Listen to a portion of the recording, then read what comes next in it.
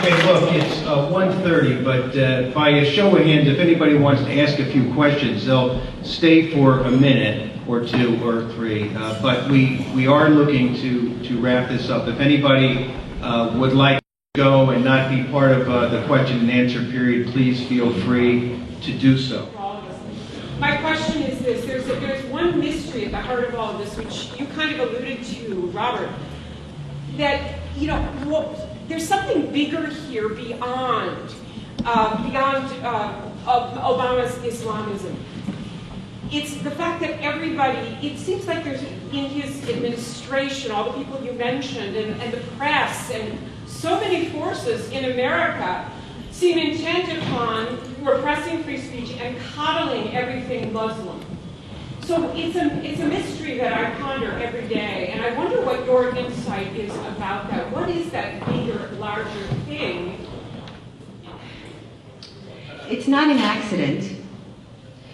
This is not something that happened overnight.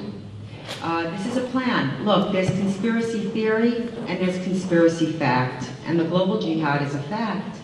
And you have to understand that the infiltration by the Muslim Brotherhood of government, of social, of cultural forces has been going on for decades. As we witnessed in the Holy Land trial, the major Muslim organizations in America, ICNA, ISNA, MAS, MSA, of course, our favorite group, CARE, the Council of American Islamic Relations. We have a real love affair with those boys. I mean, they have infiltrated at the senior level. One only had to witness what happened to Steve Coughlin at the Pentagon. Here is the leading litigation specialist on the threat doctrine, on jihad, was fired because of the influence of Hesham Islam on Brown, right? It was Gordon England, thank you, Gordon Brown of the UK. So that's just the most stark example. But I did a piece, and you should Google it, on the Society of Professional Journalists, where they have instructions on how to write about Islam, how to write about a terrorist attack.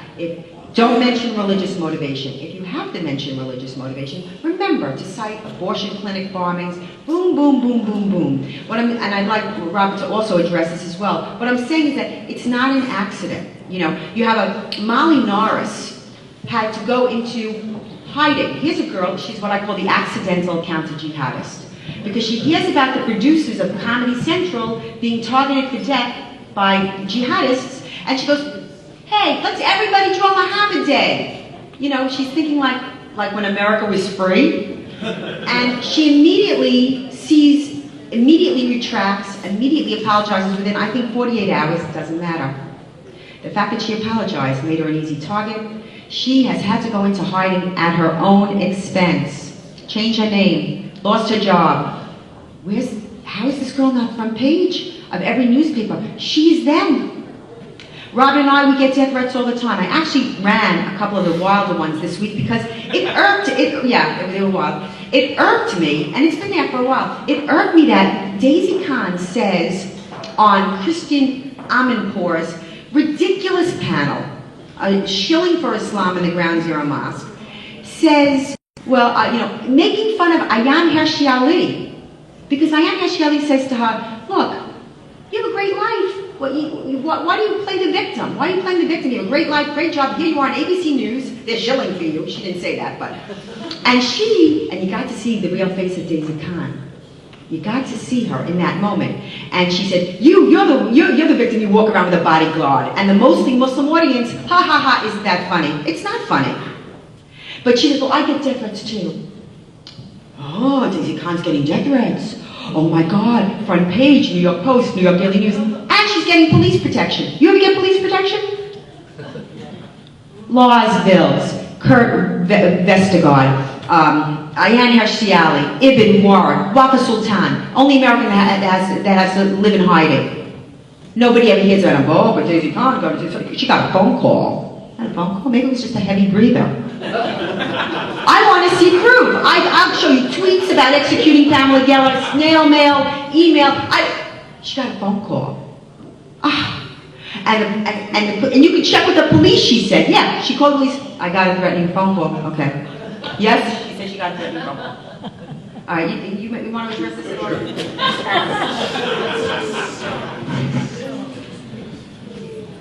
I don't know, the larger goal, the larger strategy, I think that it's impossible to speculate because there's just so much obviously going on that is not being made public. And to speculate on those grounds is just to get into conspiracy theorizing, and what's the point? But there is one chief engine that is running this thing. Certainly the Muslim Brotherhood and the Organization of the Islamic Conference are working to shape the narrative about Islam in the West. And one of the chief ways that they're doing that is what Pamela is describing about playing the victim. And it's very insidious and very clever, and you will probably run into it. And so I think it's worth noting some of these other ways in which it works. But the idea is, in this society, we have a history of racism, discrimination against various groups. And everybody abhors that, everybody hates that, and nobody wants to be put into the position of bringing that on any other group now. And so the Council on American Islamic Relations and other Hamas-linked Muslim Brotherhood groups like them, they play that card very skillfully and say, see, you're discriminating against us. And so how does that work? Well, consider the honor-killing bus ad campaign, taxi ad campaign, that Pamela conceived for Stop Islamization of America. I don't know if you're familiar with it, but it was a brilliant thing where pictures of these beautiful young girls who had been murdered by their fathers for besmirching the honor of the Islamic family in America, in the United States, their photos were put up and it said honor-killing victim, and if you want to leave Islam safely, go to leaveislamsafely.com, which is our site, and so on. And there was all kinds of media about it, and it invariably, these stories would invariably quote a CARE spokesman or some other Muslim spokesman saying, this demonizes all Muslims. And now think about that. If you have a battered women's shelter, and this is, I'm stealing your line here, but I'll pay you later. How much do these cost? If you have a battered women's shelter, does that demonize all husbands? I mean, it's ridiculous. It's contrafactual. It's against common sense. But they say these things all the time, and people say, oh yeah, we can't demonize all Muslims, therefore we can't speak about honor killing. And so the girls keep dying. That's how it works. Yes, sir. Okay. I think one of the things that we have to add to this is our friends, the Saudi snakes, who have bought Georgetown with $20 million, who have bought Harvard, who have bought Princeton, who have bought every major institution in the United States, where you can't say what you think is real. And that's one of the biggest problems we have, is the Saudi money. Absolutely. Philadelphia is home to a think tank, I know you know, the Middle East Forum, led by Daniel Pike. And Daniel's no shrinking violet. He has said for years that militant Islam is the problem and moderate Islam is the solution. I haven't heard him say that recently, but what is your thought on that? What's your reaction? I disagree with him.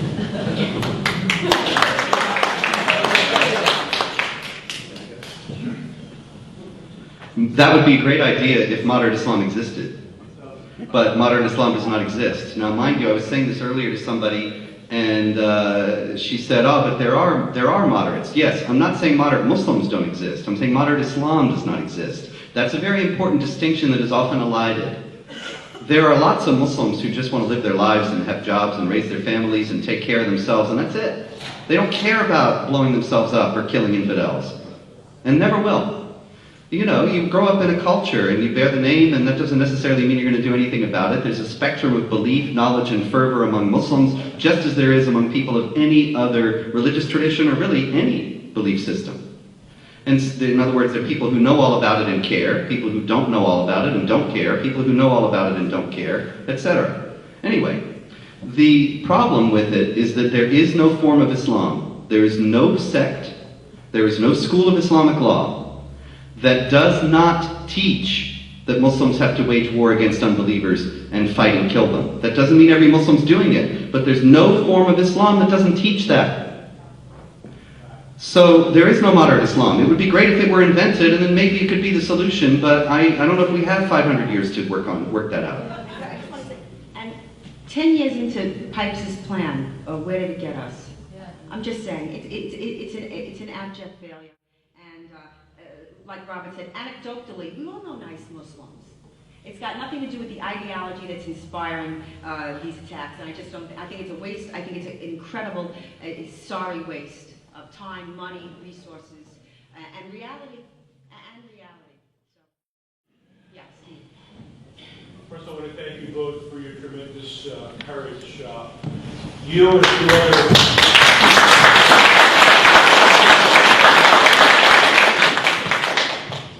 a few other courageous people around the country and around the world have done a great job of diagnosing the problem, telling us about the problem. You mentioned Go Vote. What other action items can we do to try and stamp out this problem? I'm glad you brought that up. What we've witnessed here is a demonization of every effective leader. This is very important because even you, I'm sure there are people in this room that have been that have been victimized by this. Take, for example, Sarah Palin. I think she's a great candidate. I think she's a wonderful. I mean, they have nothing on this woman. Think about it. Here's a mother, 5 children. Anybody in the room who's got 1 kid knows what that means. Goes to school, does the PTA. Not all mothers do that, okay? Does the PTA, gets involved. She's obviously civic-minded, becomes mayor, does a hell of a job. You betcha, you know? Loves her husband loves her, becomes governor, she's in charge of oil, she's on the Oil and Gas Commission, goes up against the old boy network, won't play games, resigns, she's her own woman. I mean, she's perfect. They had nothing on this woman, nothing. And look what they've done. Look what they've done to this woman. I mean, to say her name is to laugh. What is that? It's the hatred of the good for being the good. I am proud to say that I'm affiliated with a group called Jews for Sarah. I strongly, strongly recommend that you support this group. Here we have, listen, back in the day when she was nobody, she had an Israeli flag in her office. And I do believe that it has nothing to do with Judaism. Where you stand on Israel, frankly, is where your moral compass is. But it's true. It's true because in the war between the civilized man and the savage, you always side with the civilized man. And that's essentially what it's all about. And she has been stalwart on Israel. We do there are chapters on Obama and the Jews, Obama and Israel. I mean, half that book is about Obama and the Jews. He's clearly an anti-Semite. I'm not going to go into that now, we don't have time, but it's all in evidence. So, yeah, Alan West, John Bolton. You have to say, oh, they'll never win.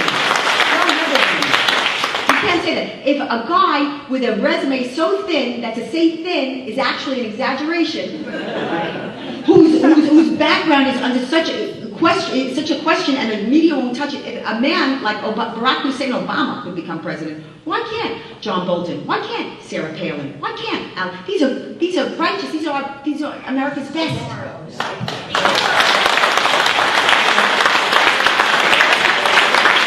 Guys, we'll have to. They're going to be at the table. They're going to be signing books. I'm so sorry, but we did promise to be over by now. So if you'd like to stay, get a book. They'll be there to answer your questions. Thank you all so much.